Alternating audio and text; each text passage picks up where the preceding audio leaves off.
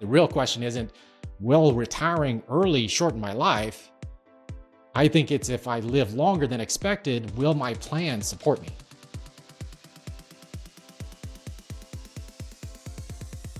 Welcome to another episode of the Simply Retirement Podcast, where we want to educate and empower women to live your retirement on your terms. I'm your host, Eric Blake, practicing retirement planner for over 25 years, founder of Blake Wealth Management, and I would not be the man I am today without the women in my life. Joining me again today is Wendy McConnell. Wendy, how are you? I'm good. Thanks for having me. Absolutely. I'm very curious to see how this conversation goes. I think you're going to have some insights, some thoughts, as you always do. Yeah, good or bad. That's okay. It's all right. It's good feedback. So I think that's one of the great things about us working together is, we focus on women over 55. I'm not going to throw ages out there, but you're kind of in that area. I'm over 55. Just That's barely, but I'm over 55. So, but the reason I think you're going to have some interesting thoughts on this is I'm going to talk about an article that is titled, "Is Delayed Retirement Bad for Your Health?" Okay. And this is written by, and I'm going to probably butcher the author's name. He's actually a financial advisor, Michael Finke, I think it's Finke, published in Think Advisor, which actually is a publication that's written for financial professionals. But the reason it caught my attention is because it was responding to something that was spreading around social media. This article was actually latter part of December, I think it was. But what was going around, or what he was responding to, was the idea that you should retire as soon as possible because you'll live longer. Okay. And obviously we're talking about statistics here. And as you know, we can make math say whatever we want to, but each side was using their own statistics and just coming to different conclusion. And I think that's part of the problem, because we know that numbers can describe patterns, but as the saying goes, you can pretty much make numbers say what you want them to say. You just got to find the right numbers to back up your argument, right? That's the way life works, isn't it? I mean, I think it's probably common sense wise. It just would think, oh, if you don't have to get up and do the daily grind, whatever, that it's going to be better for your overall health. But that's not necessarily true. It's the numbers don't make that true unless you make them make that true. Well, and I think that's one of the things I want to point out here is statistics shouldn't decide your life. You don't want to base your decisions on somebody else's statistics, right? So what I want to do is walk through the article, what it actually shows, bring it back to what I think really matters. And again, that is that we're not worried about statistics. We're really worried about your personal retirement plan. Because the article's objective was to show that retiring early doesn't automatically lead to a longer life. And again, what I want to do is take that one step further and understand that while retirement timing alone doesn't determine longevity, planning can strongly influence not only your financial well-being, but also your physical and your mental well-being as well. For all the links and resources, we just want to make sure we get that's out there. For the links and resources, including the link to the article, you can visit the simplyretirementpodcast.com. All right, so here's what the article talked about. The article, it included a study that compared people at age 65 who were still working with those that were already retired by the age of 65. And then it looked 10 years down the road. And on average, those still working actually had a higher survival rate. So at first glance, that would sound like working longer improves longevity. But the real question is, are people living longer because they work, or are they able to work because they're healthier? And that was really the focus of the article, because many people retire early because of health limitations or health issues. So the working group naturally includes more people healthy enough to actually keep working. Okay. And so then the retired group then includes more people who are already facing some of these health challenges. And I think that actually explained a lot of the difference. Then the researchers also looked at an interesting aspect of it, and that is how healthy do people think they are? Okay. So they are actually the respondents to say, hey, well, how would you rate your own health? Whether do you feel like you're extremely healthy, average, below average? How do you feel like your health is? And again, that's really what the statistic indicated, was that those that are still working tended to live longer, although the gap narrowed. The numbers changed because of that. When you take in health into consideration, because actually if you're retiring early because of health, that potentially means you've got a shorter life expectancy. If I think that I'm pretty healthy, though, does that mean I'm right? That's what I'm thinking. You know what I mean? I do think I'm pretty healthy, but something could happen next week. I could get a diagnosis or something. Absolutely. And I think that's one of the things that I feel like is, again, that next step of this conversation is when we're looking at the planning aspect. Because again, we can't control, we can influence our health. Hopefully, we make better decisions, but there's just things that are just out of our control that are just going to happen. And so I think the one thing we hopefully can control is our financial decision making. And also the fact that, or they do not call it a fact, but the idea that making better financial decisions might actually improve your health and your longevity long term as well, if you're not stressed about money decisions and running out of money and all those types of things. So again, that's where I feel like that's the next step of this conversation, because what the study doesn't really measure, it doesn't measure financial health. Okay. It's only looking at when did I retire and what's my life expectancy from that point. It doesn't measure things like your savings. It doesn't measure income security, financial stress. It doesn't look at any of those aspects. So it explains some longevity patterns, but it didn't explain retirement readiness. Am I actually ready to retire early? Or if I'm choosing to work longer, is it because I have to? Is it because that's just my plan? And that's really, again, what my emphasis here is, the planning aspect of this. Because both concepts, you're retiring early to live longer or living longer to not necessarily being tied directly to early retirement, they're all built on averages, but retirement decisions aren't made on averages. They're made by individuals. And there was also one consistent result for our audience that I want to make sure we point out across every version of these two studies that were done in this article, whether people retired early, retired later, retired because their health, it was related to the health being strong or not so strong, women lived significantly longer in every single category. And we're going to come back to that here in just a little bit. I like that, by the way. I bet you do. I bet you do. And as I said before, the study focused on employment and health status, physical and perceived health, but not financial preparedness. And I think that's one of the key things. If you're talking about early retirement, sometimes that can be your plan. There's nothing wrong with that. But here's one of the things, again, I want to point out is oftentimes, especially for women, it's not the plan. Not necessarily because of their own health, even, as the article talks about, because that's all the article talks about, is the individual health of these people responding. But what women have to think about is it's often the health of those around them that could impact their retirement decisions. Because we know that many women leave work because of caregiving, and that could be for their spouse, it could be for aging parents, or any number of different family responsibilities. That can reduce income, it will reduce savings, and limit, actually, we're talking about stress. We hear the stress, the stats, when we're talking about stats, talking about caregiving stats and the impact on the mental challenges that women face if they are in that caregiving role. That has to be considered as well. So we know that early retirement isn't always a choice. The article itself talks about your choice to have to retire early because of you're having to retire early because of your health. For women, that's not always the case. It may actually be the health of somebody around you that's causing your early retirement as well. So we know that sometimes retiring early is simply it's a life event that happens. And I think that's, again, where planning potentially helps you prepare for both scenarios. Mm-hmm. Now, here's also something I want to stress here, and that is, again, if you're married, both spouses must be actively involved in these conversations, in the planning aspects of this. Number one, because this is really too much to place on one person. And number two, even the primary decision maker, even if they think they know what they're doing, and yes, I'm pointing at men right now, the wrong decision will most likely impact the wife more, or at least longer, which gets us to longevity, which is our next part of the conversation I want to touch on. Mm-hmm. So I talked about earlier the fact that, again, women live longer in every version of these studies that were included in the article. And this is where that really matters, because across early retirement, delayed retirement, perceived health, again, women consistently live longer than men. And in real life, here's a stat that I talk about quite a bit, is if you're thinking about a married couple, and this is where financial preparedness comes in, if we're talking about a healthy, non-smoking couple that retires at 62, which is earlier than at age 65, there's a roughly 50% chance that one spouse or the other is going to live to age 92 or beyond. Again, most likely it's going to be the wife. So we are talking about these longevity factors, that's a 30-year retirement, even if you retire at 62. So we're not really looking at some of these stats that were considered in this article, but that's also the realistic nature of if you're two healthy individuals, one or the other is going to live, at least has the odds of living quite a while. Okay.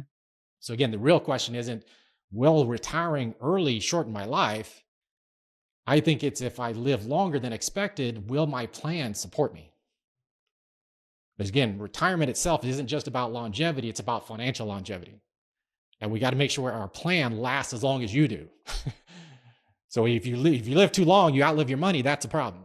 And again, for many women, longevity isn't just this theoretical thing, it's reality. And that's where the preparation really becomes that much more important. Hi, everyone, it's Eric. Hope you're enjoying today's episode. I want to take just a quick moment to share a resource I think you'll find really valuable. If you've ever asked yourself, how much is my Social Security reduced if I file early? Or am I eligible for benefits as a spouse, surviving spouse, or even after divorce? You're not alone. That's why we created our ultimate guide to women's Social Security success. It includes 6 of our most popular Social Security guides and checklists for women.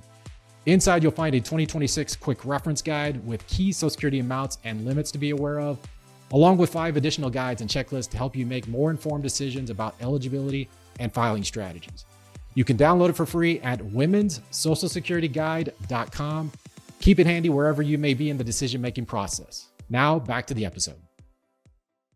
So again, we know we can't control how long we live. Maybe again, we can influence with healthy lifestyle choices, hopefully making good decisions. But what we think, or hopefully we can influence, is how retirement feels. So going beyond just the physical aspects, having financial uncertainty, that's where that creates some additional pressure, additional stress when you're thinking about, am I spending too much? Will I run out of money? What happens if the market falls? I've never heard that question before. What happens if the market goes? All right, you're directing that at me. All right. not directly, subtly maybe. But I think that's where a plan replaces some of that guessing. It gives you more direction. And because I think proper planning, it shouldn't just support how long you live. It should support how long your money's going to last. And that's really, again, the key to trying to put all these pieces of this puzzle together, as I would talk about a lot, your retirement puzzle, is how do we fit all these pieces together? Because we would assume, or we hope, that reducing financial stress can matter just as much as your physical health decisions. Again, if you got to have it all, hopefully have it all together, where you're making good lifestyle choices, you're getting your exercise in, you're meeting with friends, you're remaining in your social circles or creating new social circles, you're doing new stuff in retirement, but we can't let the financial stress impact you so significantly that you get away from those things, and it causes the financial stress creates physical stress as well. Right. Yeah. It could make you physically unhealthy. Absolutely. And that's a big thing. And retirement is relatively new to humankind even, right? So retirement's only been around for a few generations. It used to, you just worked until you couldn't work, and that was it. You were gone.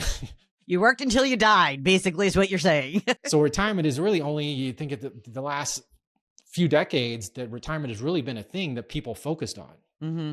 And I think that's really where we go from here is, unfortunately, retirement. Everybody talks about financial independence and I want the choice to retire.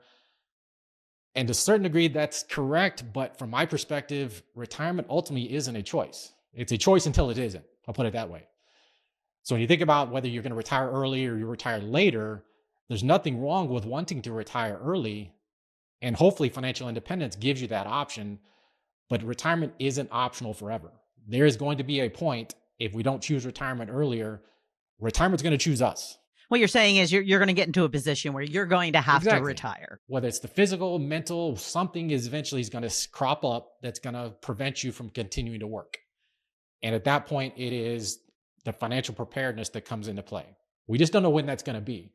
And again, that's exactly why preparation matters so much. So the key question isn't when you retire, it's what supports you afterward. So when you think about early retirement with a plan, without a plan, that would create potentially significant pressure. Am I going to eventually have to go back to work? What is my plan? If I'm going to retire early, what is my plan? What am I going to live on? And we get into some of the other variables around healthcare decisions and things like that have to be considered as well. But again, it's what does my plan sustain what I want life to look like, whether you're retiring earlier or retiring later. And I think that's one of the things you have to look at is planning creates flexibility. And ultimately, I think my take on this topic is to stress that preparation matters more than timing. So if you think you want to retire early, have you prepared yourself to do so? Yeah. And start preparing now. Exactly. You obviously want to prepare as soon as possible start today if you can. But I think it always identifies what's most important to me, and then build your plan around that. If I'm going to retire, am I just retiring early for the sake of retiring early to get out of the rat race? That may not be the best choice. Hmm. But if you know what I'm retiring to, what am I going to do at that time? We did the episode quite a while back on my 1,000 hours of retirement. What am I going to do to fill those 1,000 hours? Because some of that time is just going to be you're going to be used up by just day-to-day activities, chores, spending time with family, whatever it is. Pickleball. But you're going to have to pickleball. Yeah. You can spend, so there you go. There's 4 hours a day right there. You answered the question. All right, 2, 3. So your 4 hours a day are spent playing pickleball, but everybody else needs to come up with what they're going to do for those other 4 hours of the day that they aren't working. Golf doesn't count, right? Because people think that they're just going to get up and golf every day. And a lot of people said, it just wasn't as good as I thought it was going to be. Absolutely. Well, and I think that again, it's being creative. It's understanding who are the people I'm going to be with? What are the things I'm going to be doing? Do I need to find something new to do when I'm not working, if I'm not working? But having the plan, I think that part of it is just as important as the financial piece. Because again, we want the financial piece to sustain those activities, the things you're going to do on a day-to-day basis. Mm-hmm. You want your financial piece, you want the money to sustain your day-to-day activities, but we don't want money itself to be the goal, right? It's what does the money do for? What does it allow me to do? Does it allow me to spend time playing pickleball? Does it allow me to spend time with my grandkids or traveling? Whatever that thing is that you want to do, that you want to spend your time doing, how is money going to my planning around money? How is it going to sustain that? And I think that, again, that's the ultimate question. The deepest question that we can take from this is, do I have a plan that supports a long life if I have one? Because again, we've already talked about, we can't guarantee longevity, but we can hopefully prepare for it as best we can. Okay.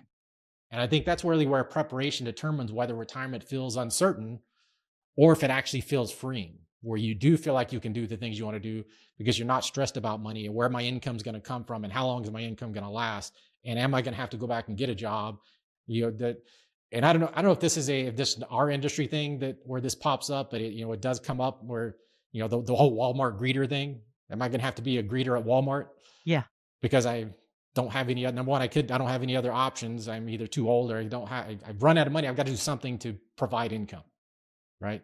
So what is that going to look like?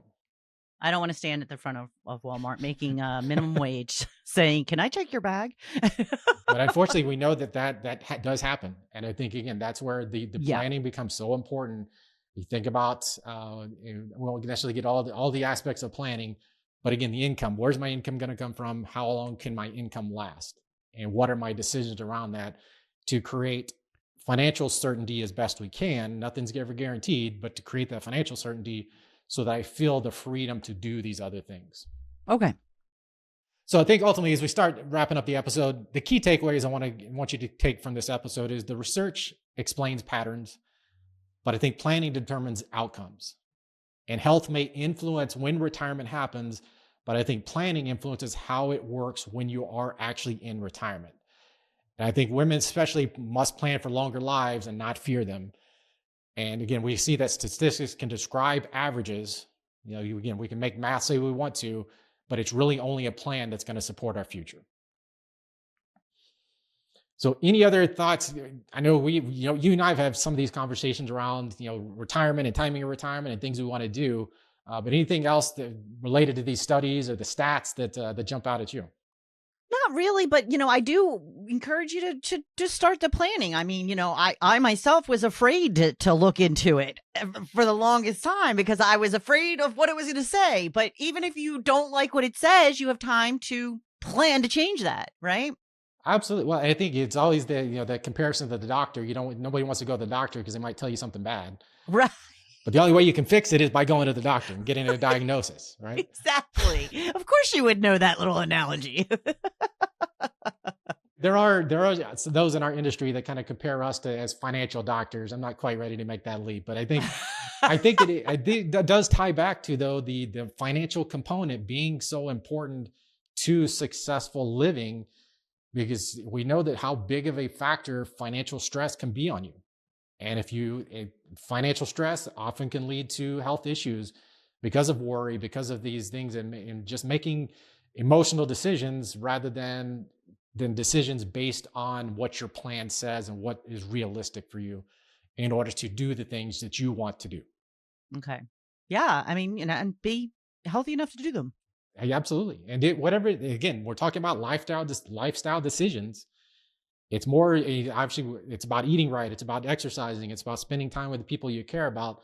But the financial piece has to be there as well. Because again, if you stress out about your finances, it's going to impact all these other areas. Okay. Well, excellent. I hope this was helpful for everybody. It's one of those areas that, there's always conversation. There's always social media posts on when should I retire? Retiring early is better. Retiring later is better. Ultimately, I think it comes down to you, your individual circumstances, what's best for you, and do you have a plan to support that? So if you're trying to decide when retirement makes sense, not just financially, but sustainably, the next step is understanding what your plan says and not what the averages say. So if you are looking for more clarity on what your future looks like, you can schedule a conversation with our team by going to getmysimplyretirementroadmap.com. That's it for today's episode. Again, for all the links and resources mentioned today, you can visit the simplyretirementpodcast.com.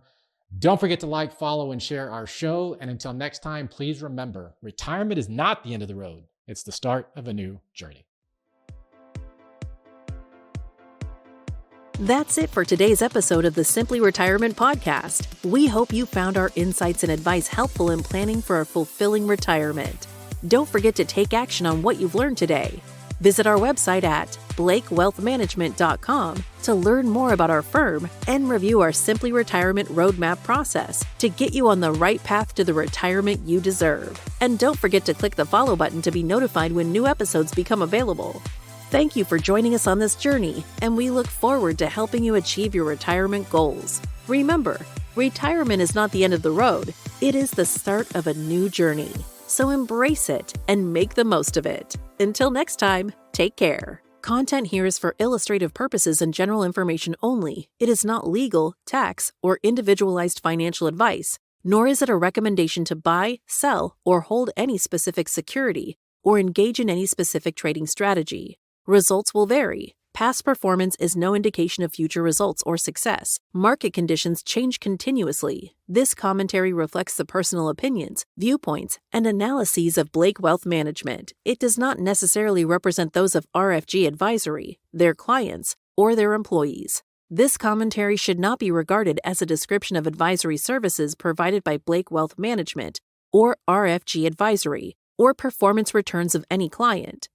The views reflected in the commentary are subject to change at any time without notice. Advisory services offered by investment advisory representatives of RFG Advisory, a registered investment advisor, Blake Wealth Management, and RFG Advisory are unaffiliated entities. Advisory services are only offered to clients or prospective clients where RFG Advisory and its representatives are properly licensed or exempt from licensure. No advisory services may be rendered by RFG Advisory unless a client agreement is in place.